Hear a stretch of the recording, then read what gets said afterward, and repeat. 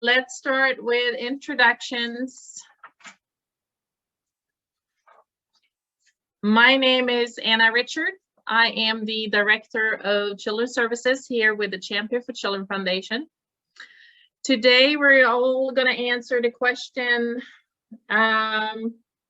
something fun that, or exciting or relaxing that you have planned for this summer. So what you got planned for this summer to do something that you enjoy or that will benefit you? Let's start with, who wants to go today? Bernadette.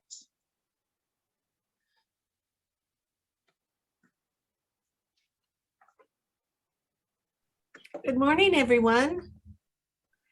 Fun and relaxing stuff I plan to do over the summer is just chill, work in my yard when it's not too hot. Obviously, I can only do that in the early mornings and the weekends. And float in my pool. That sounds very nice. Thank you for sharing that. I'm jealous already. I don't have a pool. All right, Kelly.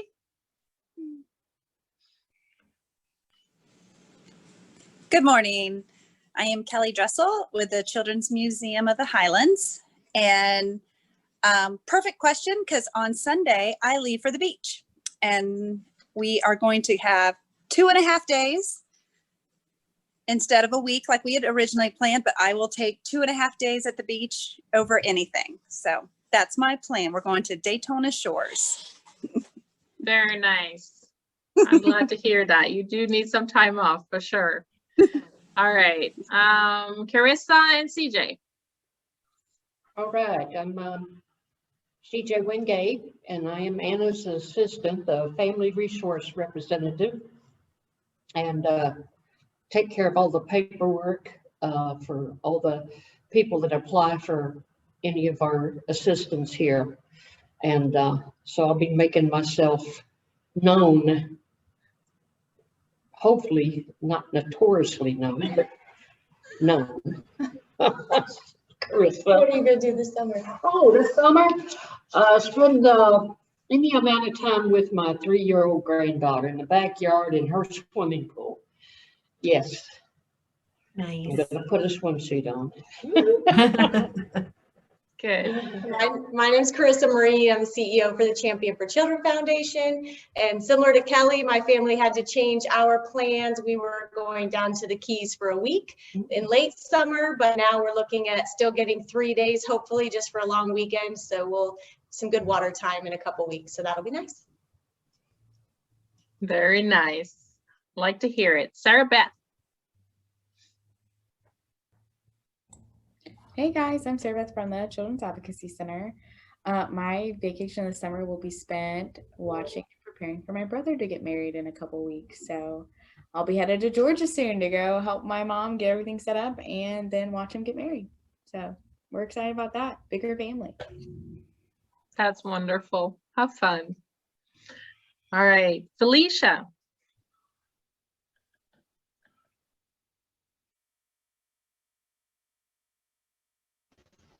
Good morning, I'm Felicia Mosher.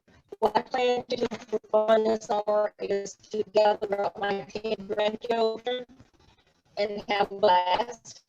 Also, for relaxation, I plan to spend time down at Fort Myers Beach at a condo and just enjoy life.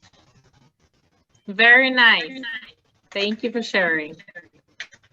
All right, Kim. Good morning, I'm Kim with Choices Family Resource Centers, and don't have anything too exciting planned, just looking forward to spending time with my grandchildren and maybe finding some time to catch up on my reading. So I have some books I like to finish up, so that's my big plans. Very nice, very nice. Mercedes.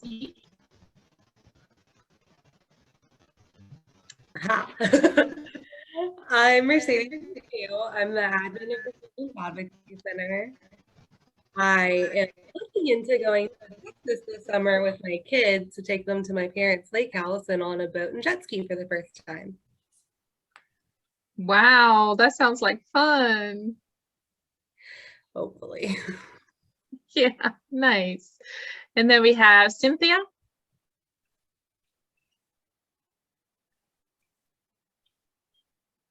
You're muted still.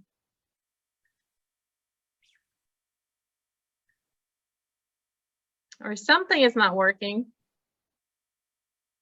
No, I don't know either. Mercedes, you're funny. I'm sorry, Cynthia, we can't hear you. Okay. Well, are you at least gonna do something fun? Okay, that's good. Thank you. All right, we have Aruj. Hi, I am Ruch Simmons with Heartland for Children, and for summer I think we've got some plans to go to Pennsylvania, Maryland, and DC next month to do a couple museums. Very nice. Very nice. Cool. All right, and then we have Ingra. Good morning, everyone. Let's see, what am I going to do for fun? I'm actually in the midst of it. Yesterday was my birthday, and I am in the mountains. Thank you, thank you. I'm in the mountains of Georgia right now, and we got to feed, like, there are 6 deer outside. We're giving them deer corn. And like they're coming up on the porch, like, give us more corn. So that's awesome. This has been an amazing experience. Spent a lot of time relaxing and antiquing and just living la vida loca. Well, that sounds wonderful. And again, happy birthday. But what are you doing working from there? Do you have to attend today? It's not work when you love what you do, right? Oh, Ingrid, you're wonderful. That's so Thanks, special. Anna. Thank you. Oh, all right. And then we have Ivy. Ivy, we're just kind of going around introducing ourselves and just sharing what fun, exciting, or relaxing thing we're going to do this summer. Okay, I'm Ivy Gonzalez. I'm with Tri-County Human Services. I'm the prevention supervisor. I don't know yet. My husband, we've had some health issues here lately. So now my husband was just had some health issues. So he used up all his vacation time. So we were supposed to go to Yellowstone the end of August, and I had to cancel our reservations. So, but anyway, I have some little squirrels outside my window here in my office. So I'll just probably sit here all summer and work and watch the squirrels. All right. Well, that's a great attitude for sure. Thank you for sharing, Ivy. And myself, you guys, I don't know about relaxing, but I am painting my house on the exterior. So that's what my vacation is going to be all about. And I go on vacation on Friday. So call me crazy. That's okay. But the reason why I asked this question today is because the quote that I put on today's agenda is saying having fun is not a diversion from having a successful life. It's the pathway to it. So it's important to remember that we all need some downtime and take care of ourselves. All right. So let's see. Cynthia came back. We dropped out. Cynthia, are you there? Can you hear us? She's connecting. Kim is reading Spiritual Disciplines for the Christian Life and the Stranger on the Road to You. Okay, awesome. You need to. Thank you for sharing, Kim. Yes. You're welcome. Awesome. All right, Cynthia, are you back with volume or are you? I don't know. Am I? Can you guys hear me now? Yes. All right. That's what I figured. I'd retry it. Sorry about that, guys.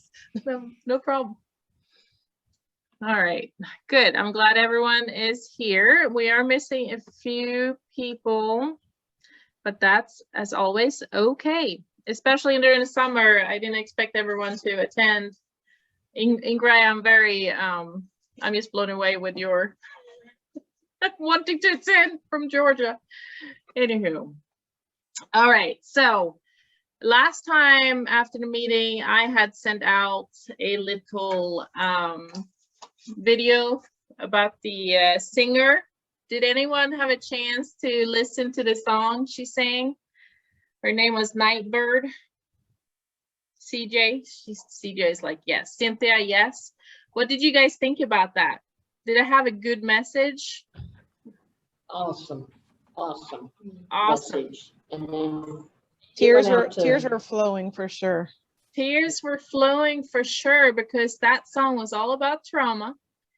But the message, her attitude of getting through it and it being okay, that's the kind of message that we want to provide others in our community, right? And that's kind of why I wanted you all to listen to that song, to kind of get the feel for that. So if you did not have a chance, you can just Google it on YouTube, put in AGT, and then her stage name is Nightbird. All right, so last time, you guys, we had 16 attendees. We have 34 active members, and really what we're focused on last time was working on our strategic plan, which we're doing fantastic with, and we're going to continue that today. I have also invited Marissa to remind you all that she still is able to do another TBRI training for any of our group participants. So if she comes on later on, I'm going to try to remind myself that she can kind of touch bases on that. But last time we got some work done on the plan, and let me see if I can pull it up so I can type at the same time.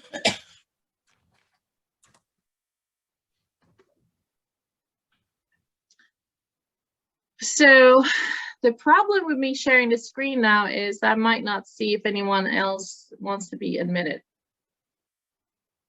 So let's hope for the best. So for you that were not with us the last couple times, did you have a chance to maybe look through it?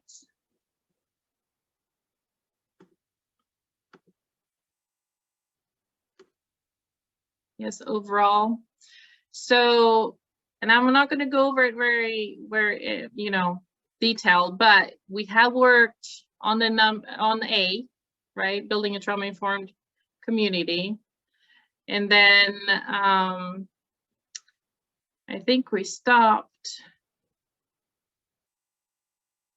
at the how do we support already traumatized community members that may have adverse effects. No, we did not stop there, did we? I apologize. Or did we?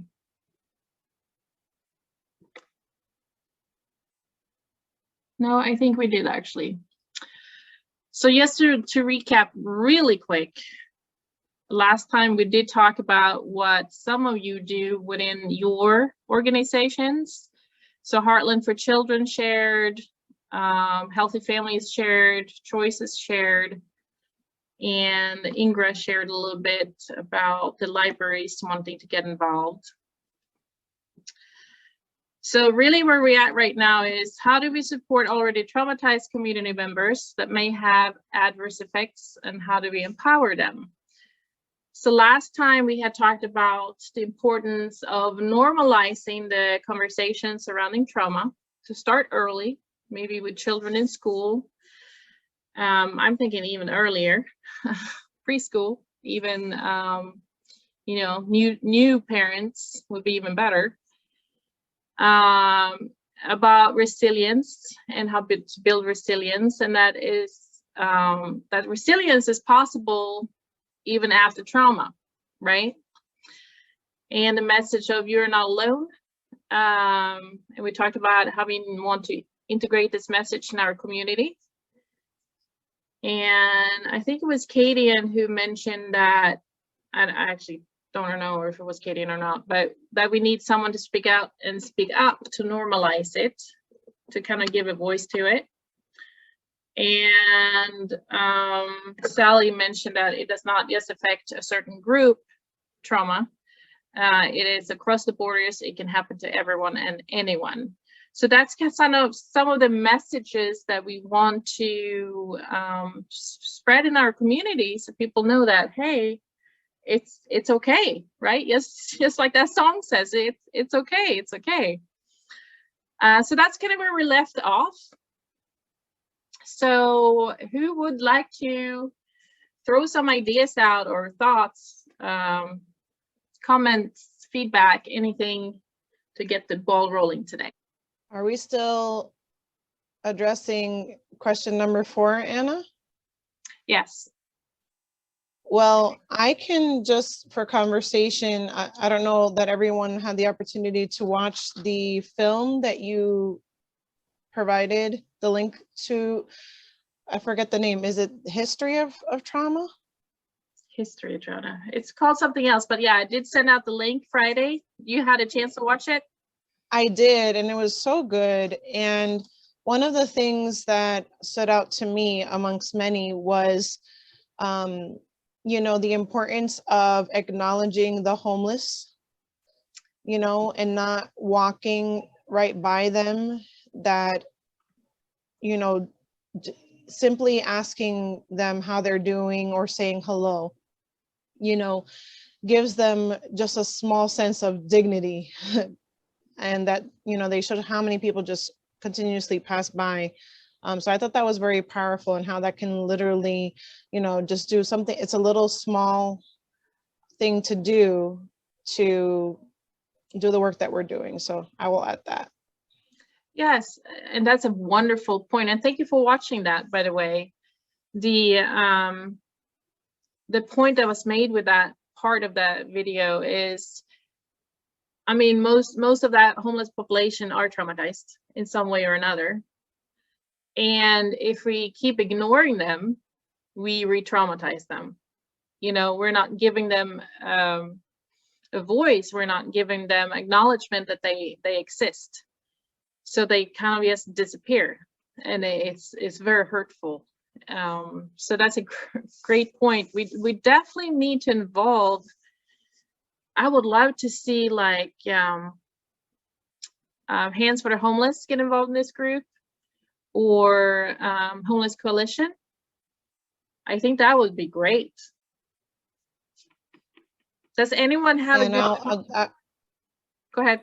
I was just going to add, Anna, I'm sorry, you know, they continue to reiterate to remember, you know, even with the homeless and just anyone experiencing any type of addiction or in a hurting state, you know, to remember to ask yourself, you know, what happened to them, not what's wrong with them, but what happened to them, to try to understand, you know, how could a person possibly get to that place? A lot of time that we cast a lot of judgment, and seeking to understand, you know, before getting into that judgmental state of mind is very important. Absolutely. Absolutely. And I think that's a big part too of what we're doing. And anything that has to do with mental health, right? Why are we judging anyone with mental health issues across the board? It just shouldn't happen.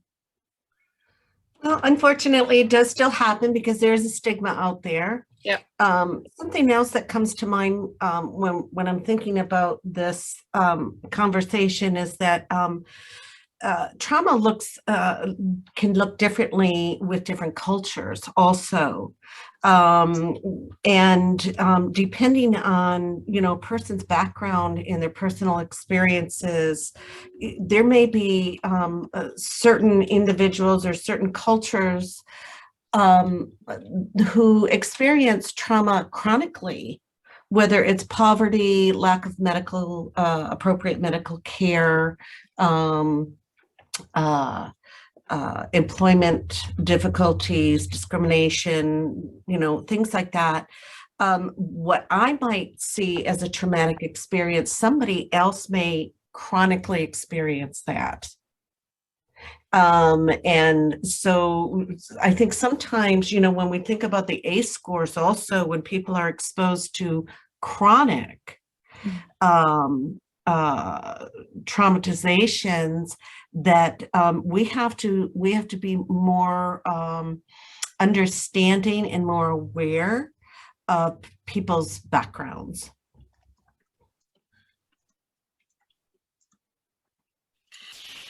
And I just wanted to add that I presented resilience to the Champion for Children, their board last week. And one of the really cool takeaways, there was a gentleman who is a retired family attorney, and he really brought up the point of, you know, through mediation, really coaching parents around not speaking ill of the other parent. And, you know, I know that's one of the ACEs, right? A separated family is a very traumatic experience. And, you know, that's not a profession that we typically engage. So, you know, that just made me think that, you know, we need to consider not only the direct system of care, right, but who are all these other individuals and these other systems that families may be interacting with. Because I think that's such, you know, a unique and powerful opportunity that we can help build resilience, you know, and aid in some of the trauma relief. Yes. That's great.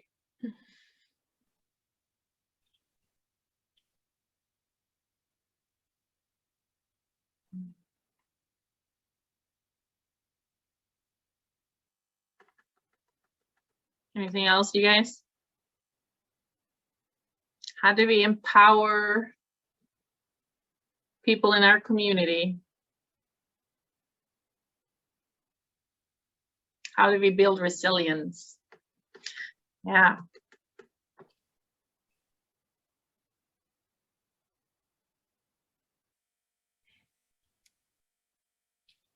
Identifying areas of hope. I love that. Yes. Like go with that. What do you mean when you say that? Well, it comes down to a personal understanding the person you're working with. What are they needing for hope? Maybe it's just the fact that they can pay a light bill, or that they're going to have a safe place to sleep tonight, maybe after coming out of a domestic violence situation, maybe coming out of an sexually abusive environment. Identifying areas of hope for safety. I think, you know, when we're looking at trauma, the first thing that where we can find hope is in a safe spot. So again, identifying areas of safety in our community, whether it be the shelter, different humans and social services, agencies in the area that we can link individuals to. You know, we bring it back down to Maslow's hierarchy, you know, the basics. When people are traumatized, they need to know the basics, and that's safety, food, shelter, yeah, things like that. Support. Yeah. Whoops, wrong spot.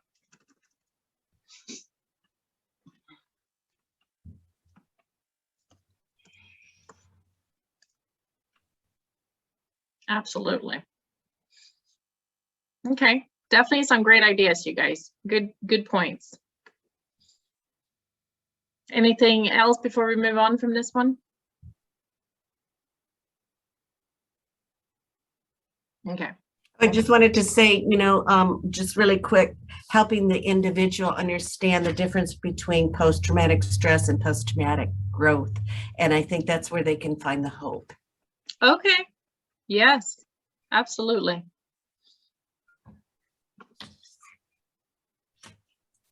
Okay. So let's move on to our B then finally, you guys. We're done with A. Good job. A trauma-informed community engages people from all sectors, creating awareness and common understanding of trauma and its effects, encouraging further training through educational opportunities, identifies and establishes trauma-informed preventative measures, as well as identifies gaps of and provides quick access to appropriate services and supports. And I know we had talked a little bit about this one in the past, where we kind of identified the sectors that are already involved in this group. And we had talked about some of the members we still need to get involved. And I want to remind everyone that you do have that letter that you can send out to anyone, the invitation letter to our group. Please utilize that if you have someone hey, they would be great to be part of this, to take part of this journey. So please utilize that. And I honestly don't know why I didn't enter those notes here, but I know we have talked about this already.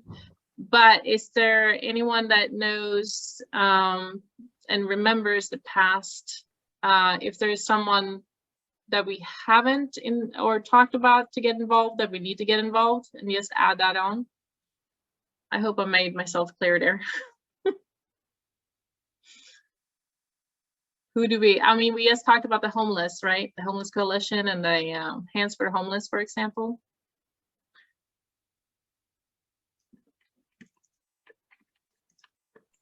I think that the community's programs division, we were talking about trying to get veteran services potentially involved as well. And last time we did have Williams, Miss Williams.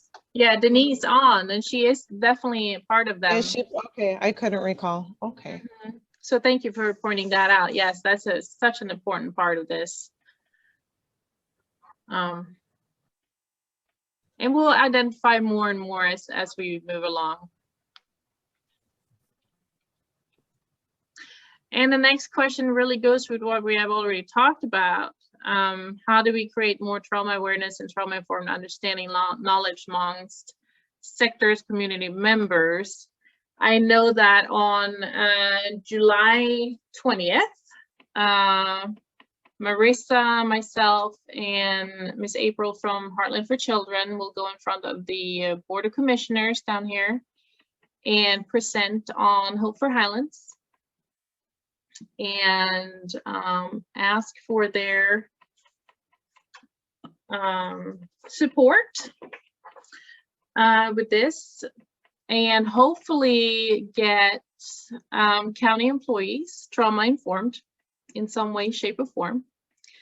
So that's just one example of what can we do to create more trauma awareness and trauma informed understanding amongst our community members. So what are some other ideas that you would like to throw out there?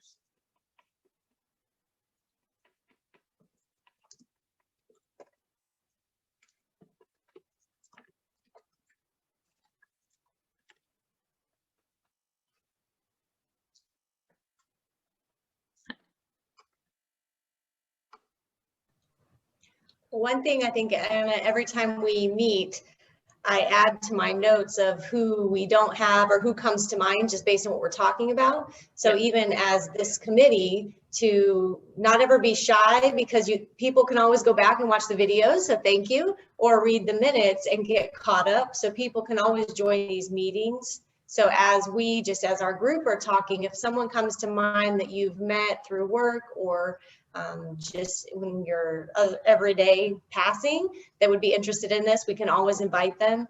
But then definitely the August event that I know we're going to talk about, that will be a great opportunity to invite not just other partner agencies, but one of the things that I see that we're missing here too is how can we get some of our youth involved, as well as some of our parents. So parents who aren't working in any of these fields, but they are right in the thick of it, parenting. So that event coming up in August would be a really neat opportunity, because some of them might be nervous to hop on a call, not knowing all the professionals that are on this call, but they might be willing to come to that event and just get information or come just for the resources alone.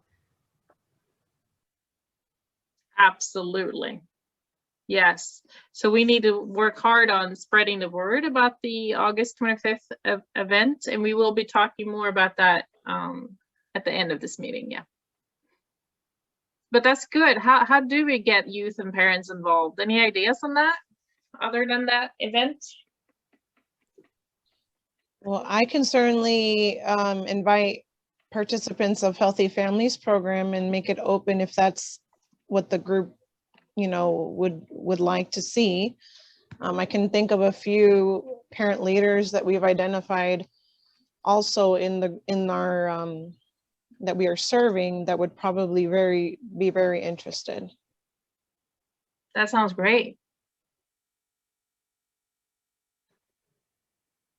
Is there any other like parent groups out there?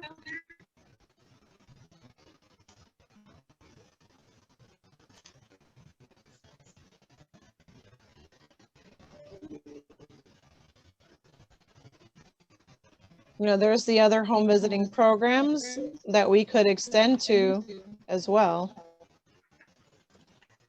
I can invite Ada, who's a community leader that works with youth. Okay. Perfect. You may have heard of her, Ada McGowan. She is very, very, very involved with youth within the county. She works with parents, and she works directly with the mayor as well. He supports her efforts. Okay, wonderful. Yeah, I mean, you can even send them my email or vice versa, or invite them to with a letter, or just talk to them and see what if they would like to get involved.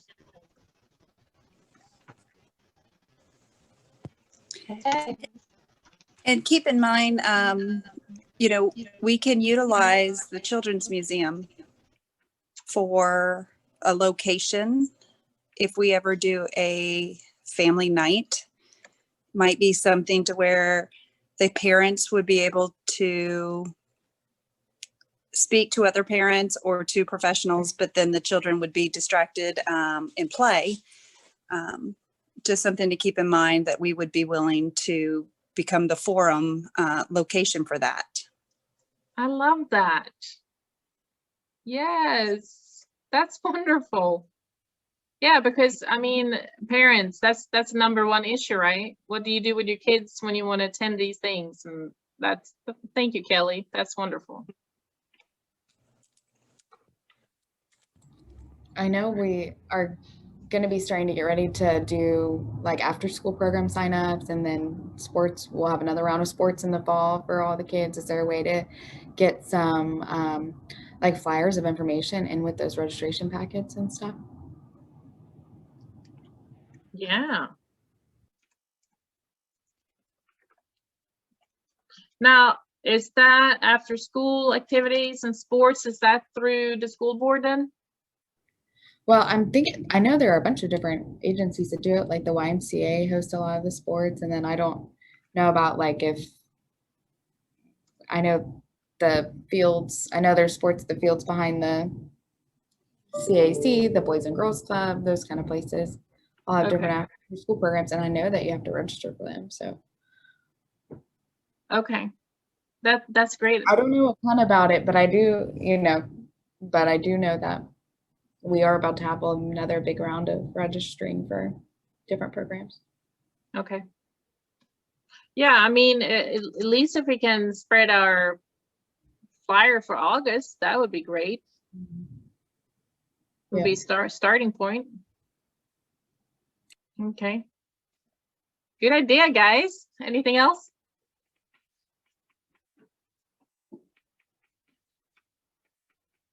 Do we want to share on social media the flyer for the event? Yes, absolutely.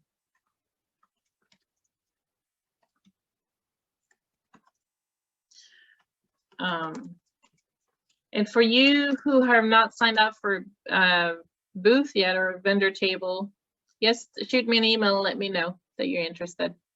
And even if you're not doing a booth, I'm hoping to still see you down there, of course. You can always help out, and if you don't want to do that, you can at least participate and join us and say hello. All right, cool. I have a feeling that when we start getting more and more ideas of where we can reach parents and youth, that it's going to be an endless list of possibilities. I don't know, church groups, right? That could be one too.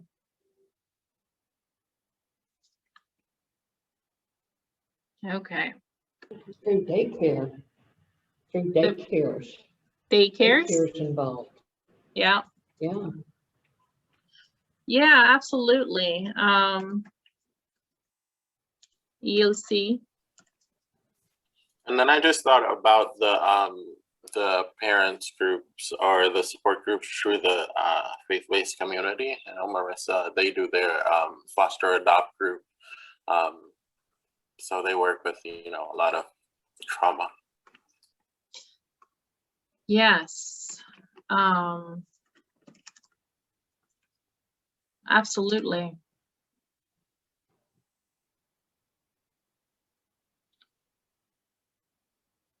Hi, this is Ivy. We've made up flyers and gone to some of the food distribution centers and had them put our flyers in the food boxes to get information out in the communities. Just an idea. That's what we've done in the past. Nice. Yes, that's a great idea.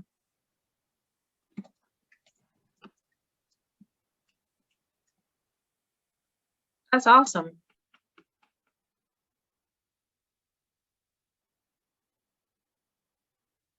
Okay. Very good. All right. Whew. These are big questions, you guys. What type of trauma-informed preventative measures do we need?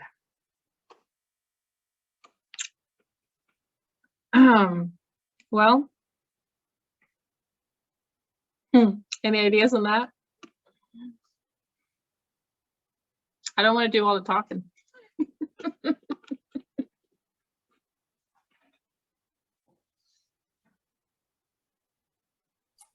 It may be helpful if we could like break that down to see like what is actually meant by that, because like it can mean a lot of things. So can you tell us a little bit more of like where?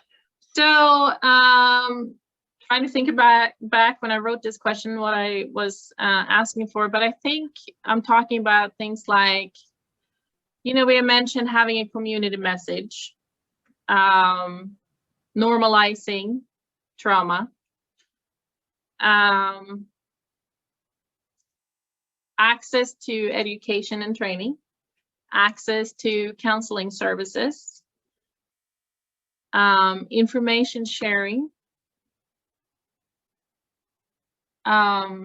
What else?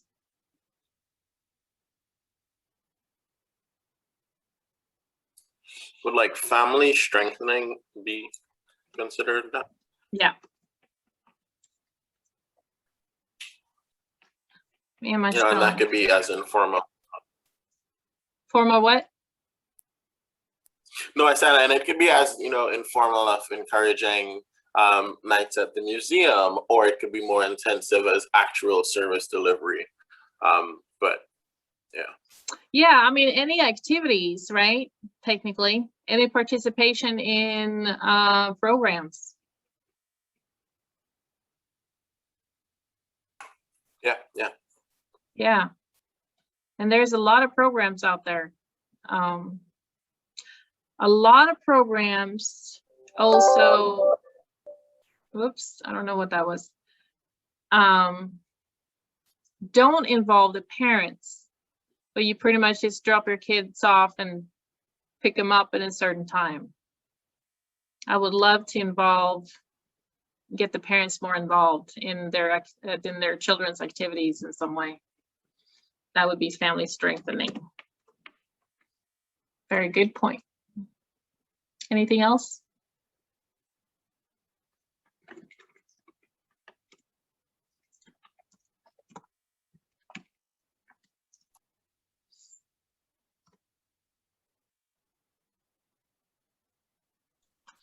I mean, I guess it would be worth me reminding or just stating for the first time for some that don't know much about healthy families, but you know, our program exists to work with parents, new parents, whether first child or 10th child, it doesn't matter. But when that new baby's coming into the picture and they're becoming a parent again or for the first time, we're an intensive home visiting program.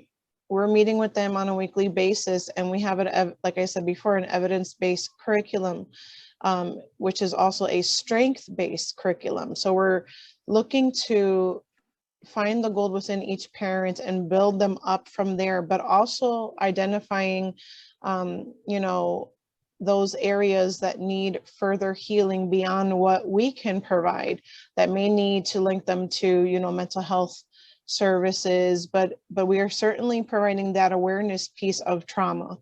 And we go back to, you know, our assessments are asking families to share with us, if they feel comfortable, what their childhood experience was like. And in that alone, there's a lot of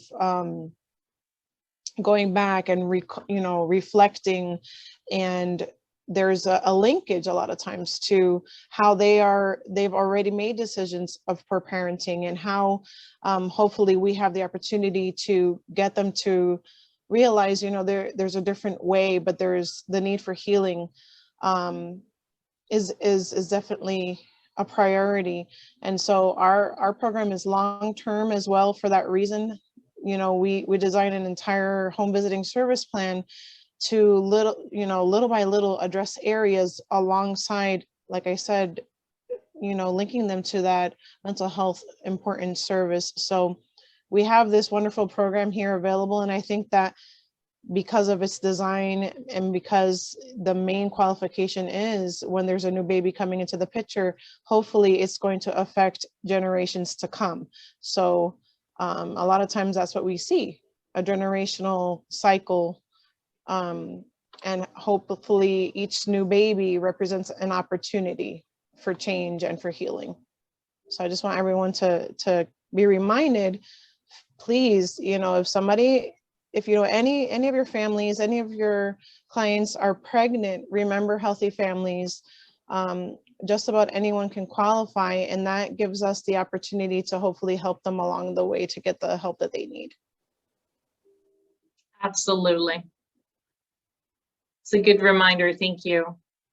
Now, Sarah Beth and Cynthia, have you thought about doing the darkness to light training for these parents? Is that something in the works? I've thought about it. I don't know that we specifically have talked about it yet, but all of my staff recently went through the training. Well, all except me, because I've taken it previously. But that would be a great thing to do. And I was also going to say, we could always host an event for our program participants at any time with the purpose of getting that message out as well. Cool, yeah, and I'm hoping that Sarah Beth and Mercedes will hold monthly darkness to light trainings down at the Circle Theater. And in doing that for our clients, I would like for other agencies such as Healthy Families to say to their parents, hey, there's a monthly class for this opportunity to attend this training. So it wouldn't just be, you know, our clients, it could be Healthy Families clients, it could be Healthy Start clients. That way we reach more parents, not through just one program, but they all can come to that one class that's going to be offered once a month. That would be something, right? Yeah, that would be awesome. And we're really excited at the possibility of coming to do once a month trainings at the Circle Theater. I mean, I know you said it last meeting, and I just finished watching the recording, but Sadie and I have a goal of training 4,284 adults, which is 5% of the adults in Highlands County. So if any of you guys have ideas for trainings, or people that we should be reaching out to train, please, please, please email Sadie and I. We are eager and ready to get out there.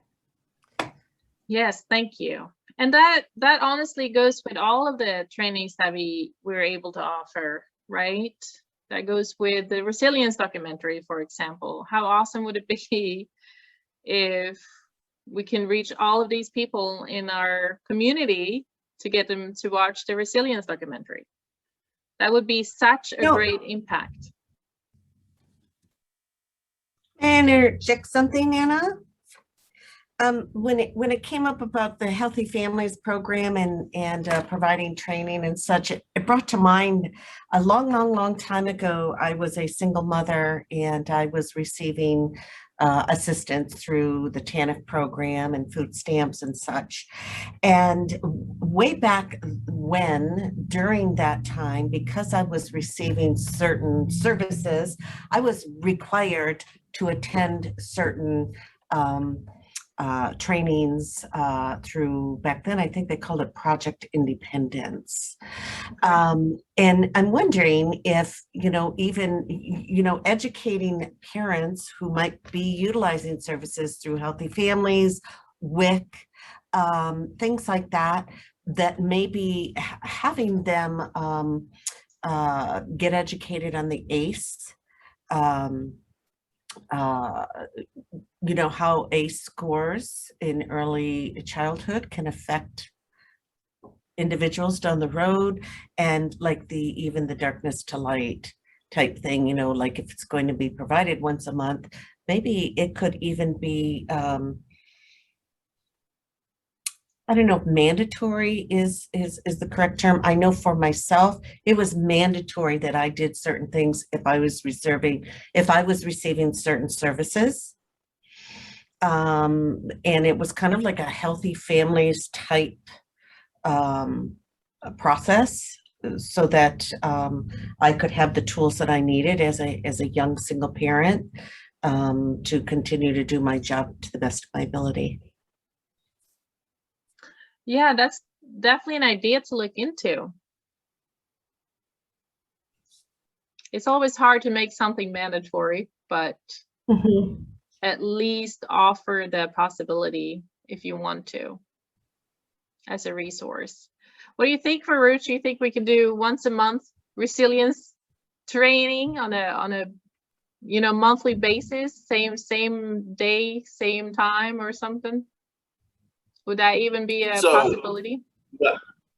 Yeah, I think so. The CAC, I know, does have a resilience copy, and I believe there were other folks trained in resilience that are, so I'm able to, but if I'm not able to, like, I feel like I know Marissa's trained, and there are other folks down there. Now, I do know that we have Chris Lally coming down on the 9th of August.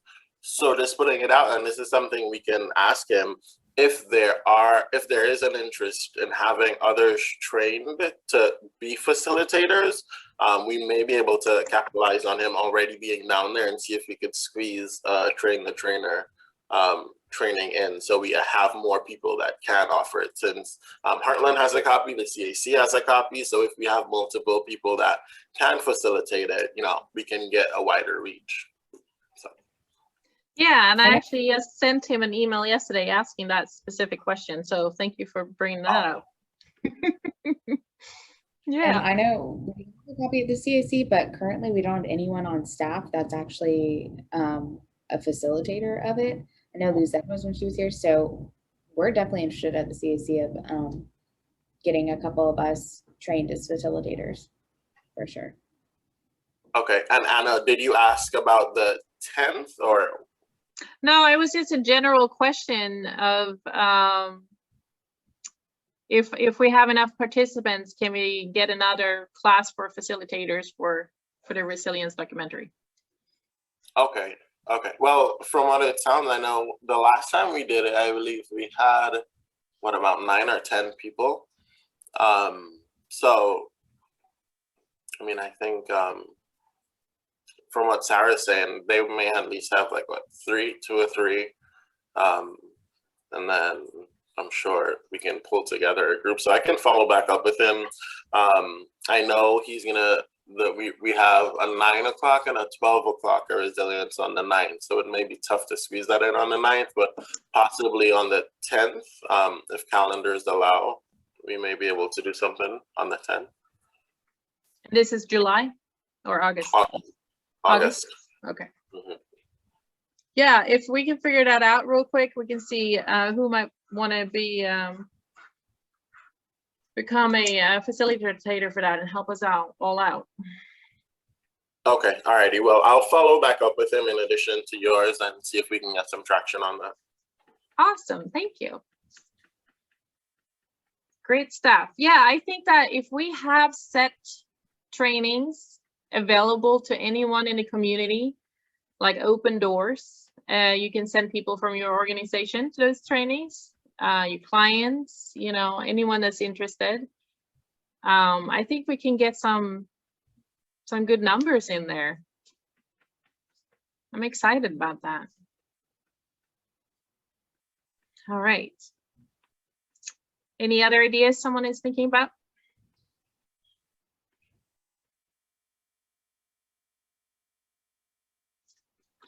I feel like I'm talking a lot today, but because I saw The Wisdom of Trauma, I looked up the name of the film. Thank you. Yes, yes. Yes. You know, the physician that was mainly featured in the film, he was sharing that in medical school, they don't even touch on trauma. they don't even teach on the impact of trauma or the ACEs or anything like that. And years back when he did his medical schooling, and even today, that he didn't think there was very, very much education to the physicians currently. So I'm wondering, you know, if we should be reaching out to medical providers to become more informed. I know that we have on the Children's Services Council, Dr. Raghu, which is amazing and great. He's our, you know, a pediatrician. But what about those that are dealing with, you know, maybe the older population as well, you know, getting a representative and maybe providing, you know, information to them so that we can be a more informed community on that aspect as well. Yes. Sarah Beth, did you just want to mention a little bit about what they're trying to do? Pediatrician community. Could you repeat that, Anna? I'm sorry, I zoned out for a second. Did you just want to I mean, Cynthia asked, you know, in the medical community about, you know, what can we do to influence the medical community to utilize ACEs, for example, or whatever. And I know there's something happening with that, correct? Sure. So a couple of the things, I'll mention a couple of things. First off, I know Dr. Raghu has been doing some pediatric fact-finding committees, and he's starting to talk with bigger communities outside of Highlands County. Like this week, he had a meeting with the pediatric specialist at Advent Health here, but then also he reached out to Advent Orlando, where they do actually have a big pediatric department. So he met with the head of that there, and I need to have a follow-up meeting with Dr. Raghu to get a few more details about that meeting. But the goal is to get some specialty pediatric treatment in Highlands County. And we know, because we have a rural community, that that even some of the most basic pediatric needs are not being met here. On the CAC side, a couple of things that we're struggling with is just the fact that we don't have, you know, emergency needs here for a lot of our pediatric cases that we have here. So something that we're working on is getting some SANE trained nurses in Highlands County. And what that stands for is sexual assault nurse examiners. And of course, it'll be a long time before we get any pediatric SANE nurses trained in Highlands County. But currently, the only way that we get those kind of services for our kids in Highlands County is either we have we contract with CHS in Bartow, and sometimes they can afford to come here and perform those services, but a lot of times they're we have to take them to Polk County. So our goal is to not have to take kids to Polk County every time we need that kind of service done, because they've gone through a traumatic event and then we're traumatizing them again by having them be in a car for 2 hours. And then the exam itself, if it's done properly, takes anywhere from 3 to 6 hours. So there's a lot that goes into that. But I think our community as a whole is making a big step forward by even acknowledging that that's a whole service that we're not providing in our community, not just with kids, but for adults. It's really hard to get a sexual assault kit done on an adult in Highlands County, which if you have to take an adult out of county too, it's kind of a big deal. So we're working on, we just got notice that we received funding to do training so soon. Within the next month, we're hoping to start training for a few nurses in Highlands County. So anyways, that's a whole nother thing, but yeah, I don't know. Does anyone have questions about that? We're all very new. We found out literally a week ago that we were getting the funding. So we're just starting to plan for all of the training and whatnot right now. But yeah. And honestly, I think that's sorry. Yeah, that is just opening the door for more involvement from the medical services community. I think. So I think and that's a big part of training. Yeah, a big part of the curriculum training, I know we're over time, is that they're teaching these nurses not only to collect the evidence and seal it properly, but to become a trauma-informed medical place, like to know how to handle someone who's just experiencing a lot of trauma, and to make sure that they aren't waiting in the waiting room for an hour, and to know what to expect out of the other agencies, to know what to expect out of law enforcement when they're coming in with someone who's been traumatized, know what to expect out of the state's attorneys, so that everybody that deals with someone who's had this traumatic experience, that they have to, there's a long, you have law enforcement with DCF, sometimes with the state's attorney's office. It's a long process for prosecution. If everybody's on the same page with that, and we have people here in our community that are taking care of our community members, I think that's going to go a long way by just, having some trauma-informed care. So it's exciting. We're excited about it. Yes, absolutely. Thank you for sharing about that real quick. All right, so time's up, but again, yes, a few last words about our Hope for Healing. What am I saying? Hope for Highlands. Duh. It's been a long day already. Please share this. If you need a flyer, again, I can send it out again. Share it everywhere to everyone. That's our goal at this point. And if you have not signed up for a table and want to do so, I think I only have 5 or 6 signed up. Please do so as well. And we're gonna move forward with that and see about speakers and stuff. But it's very exciting. I'm very excited. Good meeting today, you guys. Any last words from anyone, or are we all good?